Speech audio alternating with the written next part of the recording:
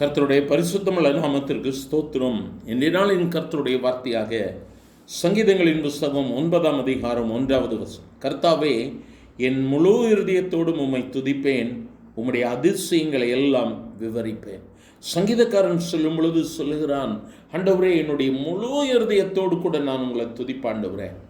என்னுடைய துதி எப்பொழுதும் என் நாவிலிருந்து புறப்பட்டு கொண்டே இருக்கும். உம்முடைய அதிசயங்களை நான் விவரிப்பேன். எனக்கு அருமையானவர்களே, நாம் இதில் ஒரு ரகசியத்தை புரிந்து கொள்ள முடியும். நம்முடைய இருதயம், நம்முடைய நாவு எப்பொழுதெல்லாம் ஆண்டவரை அறிக்கையிட்டு கொண்டிருக்கிறதோ அப்பொழுதெல்லாம் நம்முடைய வாழ்வில் அதிசயங்கள் நடக்கும்.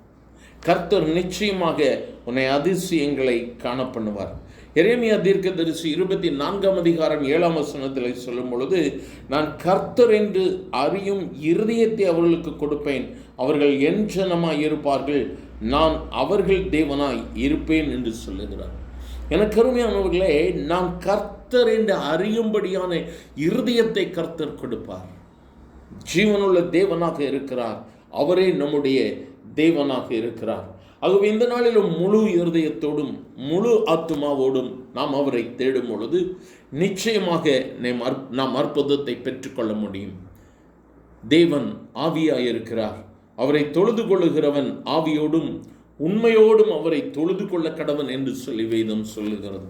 ஆகவே எனக்கு அருமையான தேவ பிள்ளையை, இன்றைய நாளிலும் ஆண்டவரே, உம்மை தேடி வந்திருக்கிறேன் அப்பா, உம்முடைய சமூகத்தில் வந்திருக்கிறேன், என் ஜெபத்திற்கு பதில் கொடுங்க என்று சொல்லி நாம் அவரை நோக்கி கூப்பிடும் பொழுது கர்த்தர் நிச்சயமாக இன்று பதில் கொடுப்பார். அவர் நம்மை ஒருபோதும் கைவிடுகிற தெய்வம் அல்ல. கர்த்தரை முழு இருதயத்தோடும் துதிப்பேன், கர்த்தருடைய நாமத்தை நான் எல்லா இடத்திலும் பிரஸ்தாபப்படுத்துவேன் என்று சொல்லி சங்கீதக்காரன் சொல்கிறான். இந்த நாளிலும் நம்முடைய நாவை துதியின் ஸ்தோத்திரத்தினால் கர்த்தருக்கு முன்பதாக ஏறெடுக்கும் பொழுது நிச்சயமாக நாம் நம்முடைய வாழ்வில் அற்புதங்களை பெற்றுக்கொள்ள முடியும். அவர் பட்சபாதம் உள்ள தெய்வம் அல்ல.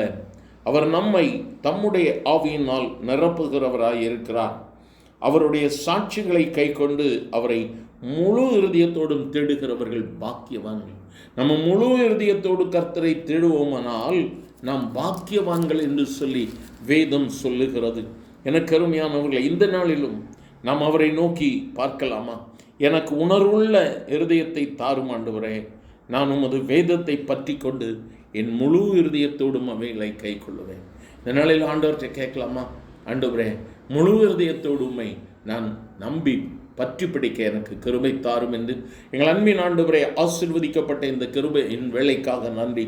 உம்மை துதிக்க ஸ்தோத்திரிக்க ஆண்டவரே எனக்கு உணர்வை தாரும் என்று சொல்லி கேட்ட தாவீதை போல எங்களுக்கு உணர்வை தாரும் ஆண்டவரே.